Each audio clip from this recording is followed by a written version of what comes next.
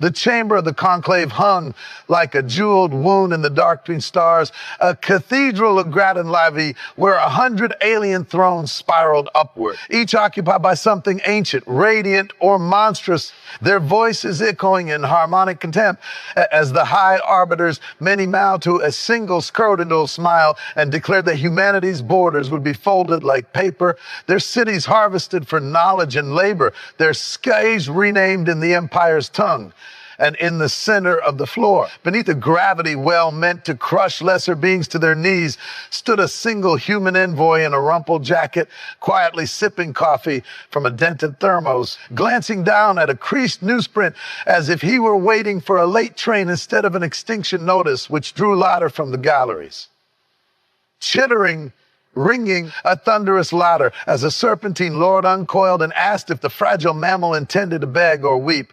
And the envoy, without looking up, said, "Sorry, I'm skimming the It's habit when someone schedules their own funeral," and the chamber dimmed as shields flexed and weapons unfolded like metallic flowers. The arbiter's tone sharpening to a blade as it promised to erase Earth's ocean to steam, to scatter the moon into a halo of bone, white debris, to teach humanity the mercy of ending. And the envoy finally looked up, eyes tired but bright, and set the thermos down carefully, the sound of metal on crystal ringing too loud in the sudden hush. "You're welcome to try," he said, mild as rain. "Enough. But we've got a thing about bullies." And the arbiter laughed again, commanding a demonstration. A single lance of annihilation fired not at Earth, but at a blue world displayed in the chamber's holocaust, a garden planet offered as proof of power, its seas boiling into cloud and its continents cracking into ember, and the galleries roared approval until the envoy's wrist chimed softly and he sighed enough,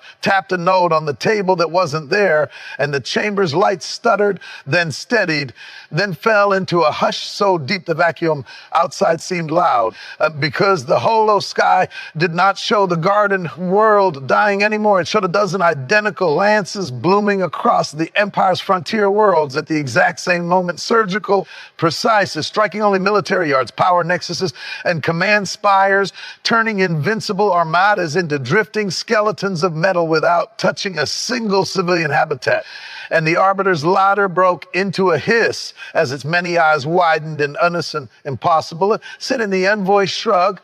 "We don't win by being stronger," he said. "We win by paying attention." And the conclave's defensive fields flared too late as human signatures unfolded from the dark between stars, not ships but quiet things, patient things seated across the empire decades ago, waiting for the day someone would finally point a finger at Earth and call it weak. And the serpentine lord recoiled as its throne went dead, and a crystalline matron began to sing in terror as her fleet's signals went silent. And the arbiter demanded to know what humanity wanted in exchange for mercy, and the envoy picked up his thermos again, hands steady despite the storm he just called down. "We wanted you to talk first," he said, and the chamber trembled with the sound of ancient powers realizing the board had always been set against them, that the quiet species they mocked had mapped their empire's veins and learned where to press without spilling innocent blood. And as the conclave to emergency light and the alien council tasted, for the first time in 1,000 cycles, the cold edge of fear, the envoy capped his thermos enough, turned toward the exit, and left them the only warning humanity ever gives twice. We are kind to those who choose peace, and we are relentless to those who teach us why it matters. The starlit tribunal roared with alien laughter as towering forms of living crystal, living flame, and living shadow loomed over a lone human seated at the center of the chamber. The high council's voice crashing like thunder through the void as they declared humanity a primitive contagion unfit to breathe among empires, promising to grind Earth into a lesson for lesser species while the human casually stirred sugar into a chipped mug of coffee, unfazed by the gravity fields pressing down on his bones. And when a many-eyed warlord leaned forward to sneer, hear that humans would be remembered only as a footnote alien history, the man finally looked up with a crooked smile and said, "Funny thing about footnotes, they're where the truth hides." And in that moment, the chamber's lights flickered as distant stars went dark one by one, not dying, but vanishing behind a silent human blockade that had already closed around the empire like a patient fist. Enough. And the ladder of the aliens curdled into stunned silence as they realized the threat they were making had already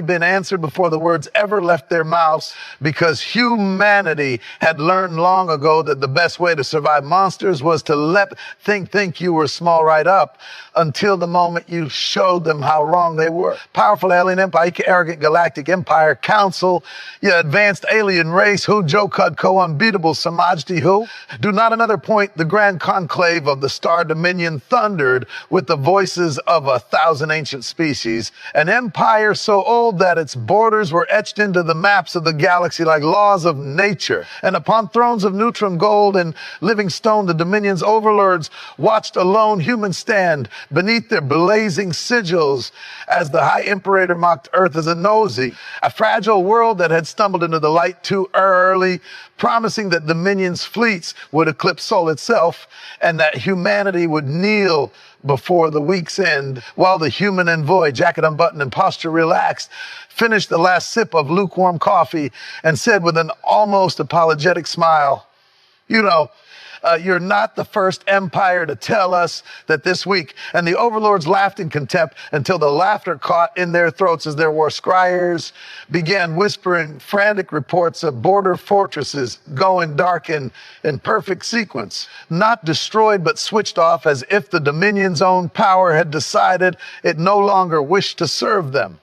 And in that breath of sudden uncertainty, the human smile lingered, gentle and terrifying all at once, because humanity's greatest weapon had never been brute force, but the quiet habit of learning how gods fall. The Imperial War Council towered in a ring of blazing sigils and hovering thrones as the alien lords leaned forward with predator patience, promising to unmake Earth molecule by molecule and archive the ruin as a warning to every young civilization that dared to rise too loudly. While at the center of the abyssal hall, the human envoy sat on a simple metal chair that looked borrowed from a cafeteria, one ankle resting on the other knee as he folded a crinkled newspaper with deliberate care, took a slow sip of coffee from a scuffed travel mug, and offered the faintest smile, the kind you give a storm you've already learned how to outwait. And the lords bristled at the insult of his calm, mistaking it for ignorance, not yet understanding that humans only look this relaxed when the worst part is already over.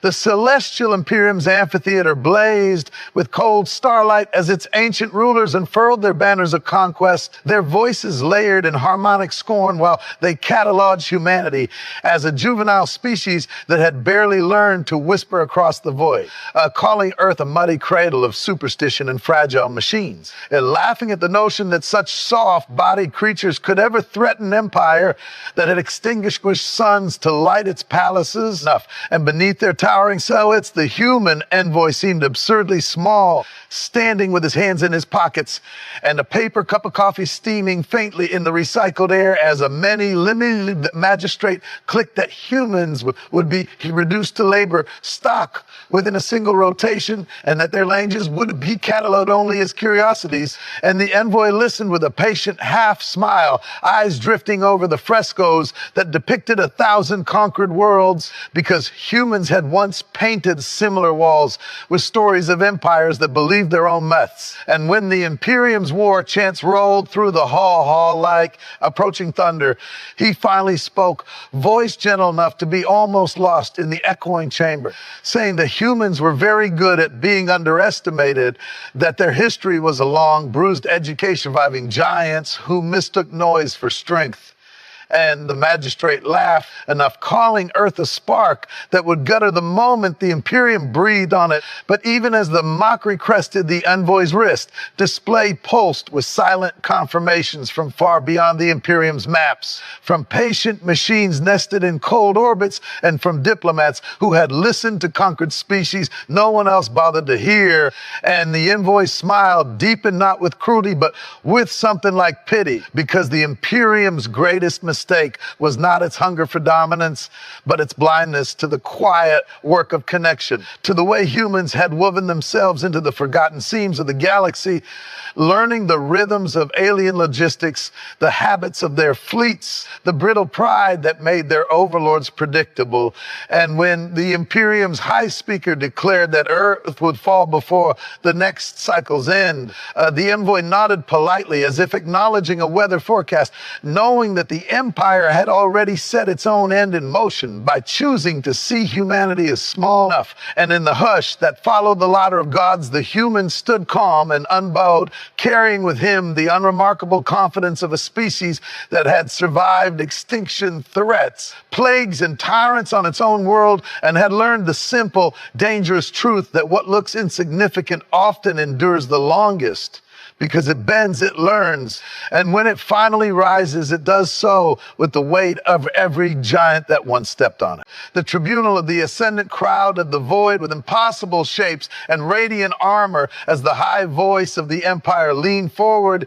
its many throats speaking in a single, crushing harmony that declared humanity a transient inconvenience, a brief biological noise that would be silenced for the stability of the galaxy. And the human envoy stood alone on the obsidian floor, steam curling from the rim of his coffee cup as he glanced up with a look of mild curiosity and asked if the high voice, as always, introduced itself with threats, or if today was just a special occasion, which drew a ripple of derisive murmurs from the alien benches as a blade limb general hissed that humans should be grateful they were being addressed at all, that most species were erased without the courtesy of a conversation. And the envoy nodded as if acknowledging a fair point, replying that courtesy was usually how you found out whether someone wanted peace or just wanted to feel important before a war. And the high voice's glow intensified, warning that peace was a luxury afforded only empires strong enough to enforce it,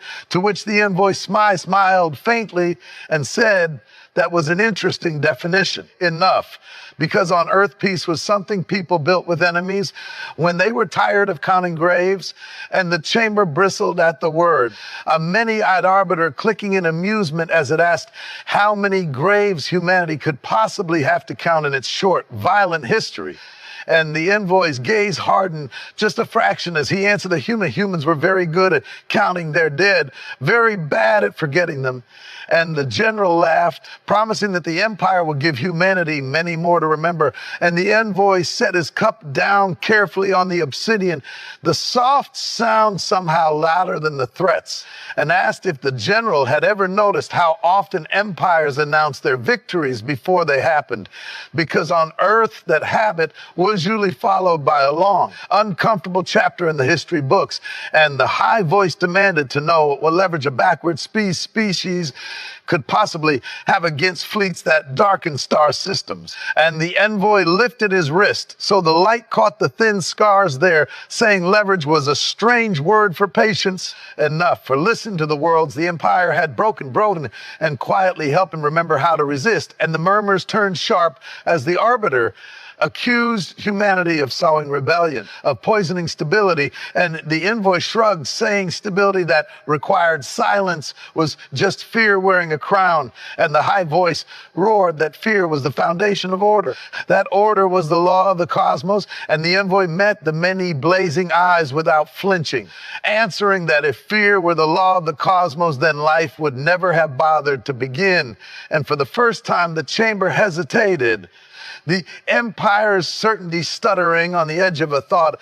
it had never needed to finish. And into that fragile pause, the envoy spoke softly, not as a conqueror, but as a witness, telling them that humans did not come to beg or to boast, that they came to warn the tribunal what happens to empires that mistake silence for surrender.